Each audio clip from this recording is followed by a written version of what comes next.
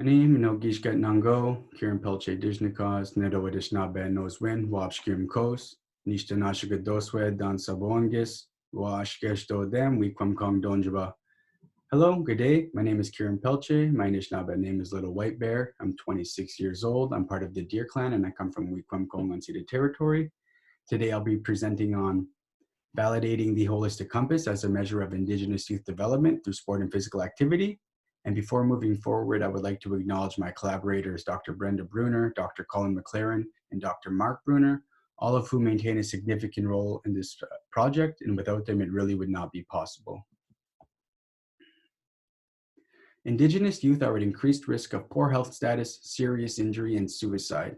Consequently, sport and physical activity have been mobilized as a vehicle for positive youth development, given the capacity to assist Indigenous youth to attain their full potential, accrue holistic health benefits, and live in balance. Despite these findings, there is limited Indigenous-focused youth sport and physical activity research.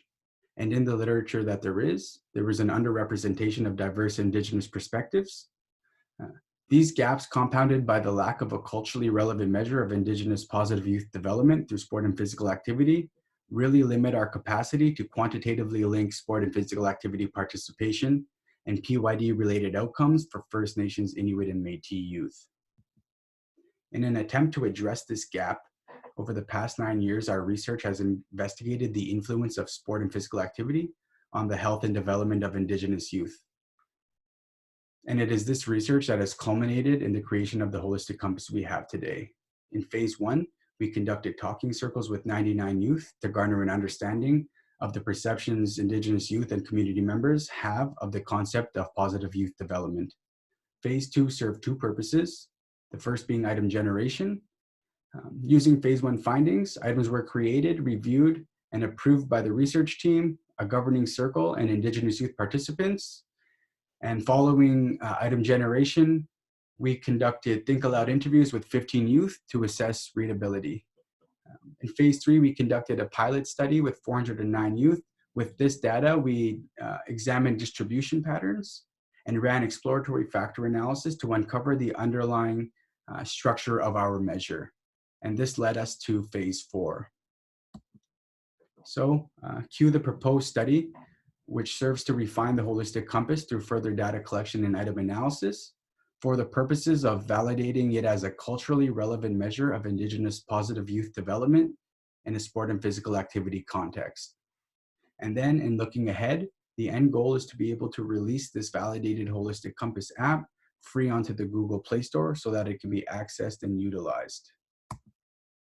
For this study, 600 Indigenous youth between the ages of 12 to 24 will be purposefully selected. That's approximately 200 First Nations, Inuit, and Métis participants respectively.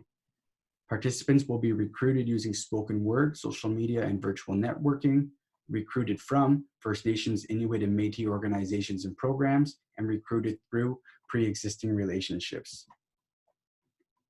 We will be using the Holistic Compass to collect quantitative data. The Holistic Compass is an Android-based application that functions as a self-assessment of Indigenous youth development in a sport and physical activity context. It's a 5-section questionnaire. Section 1 evaluates holistic health, that being one's mental, emotional, physical, and spiritual well-being. Section 2 evaluates connections to others, for example, connections to family, to friends, to culture, or to land. Section 3 evaluates confidence to overcome barriers. And these barriers can be factors such as family responsibilities, cost, or racism, but are not limited to those three. Section 4 evaluates social supports, specifically perceived emotional, esteem, informational, and tangible support. And Section 5 evaluates Indigenous identity. So how does this experience make you feel about being Indigenous? Does it make you feel happy? Does it make you feel good? Do you feel connected to other Indigenous people? And if so, are those ties strong? And ultimately, these results reflect holistic health and PYD-related outcomes in First Nations, Inuit, and Métis youth. The purpose of our phase 4 data analysis is to continue building evidence of reliability and validity. To achieve this, first, we will run a confirmatory factor analysis to confirm the structure that emerged in phase 3. This will serve to build construct validity and reinforce the case that this questionnaire is measuring what it's supposed to.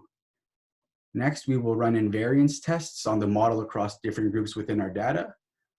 The purpose of these tests are to ensure that the factors hold up for different groups within the sample. So for example, when analyzed separately, does the model fit First Nations, Inuit, and Métis cultures respectively, or is there a group or groups that are left out? And finally, the third step is to report descriptive statistics and reliability in the form of internal consistency. When researching with Indigenous peoples, a large emphasis is placed on relationship building and collaborative or partner-based research. And as such, we've always undertaken a collaborative approach. Specifically, we've sought out Indigenous community partners in the form of various First Nations, Inuit, and Métis-based organizations and programs with ties to health, culture, sport, physical activity, and recreation. For example, in the past, we've worked with Kwemkong Unceded Territory, with the Little Native Hockey League, and more recently with Five Feathers Hockey. And these relationships are really a foundational component of our research and of the project. They inform and guide the research process. They help ensure appropriate participant representation. And this happens through collaboration in participant recruitment, data generation, and in dissemination of findings. And ultimately, this approach has really helped to promote community capacity exchange, strengthened health research capacity, and improved knowledge translation with our community partners. Potential implications of this research include the validation of a culturally appropriate resource for Indigenous youth, communities, and organizations, increased awareness in Indigenous youth of the holistic health benefits of sport, physical activity, and recreation, and empirical evidence to support the development, implementation, and evaluation of Indigenous-based youth programming. So not only does the study have potential to contribute to science through the validation of this app, but it can offer real-time practical implications for youth who use this app and get to experience the holistic well-being measure and feedback feature, as well as community-level practical implications for youth programming. Just before I finish up, I would like to acknowledge all the youth participants and all the research and community collaborators who contributed to the creation of the Holistic Compass. I would also like to acknowledge Patrick Hunter for providing us with the original artwork that we use in the app, and both Janelle Hines and Andrew Hardy for their contributions as app developers. Shumigwech, and thank you for listening.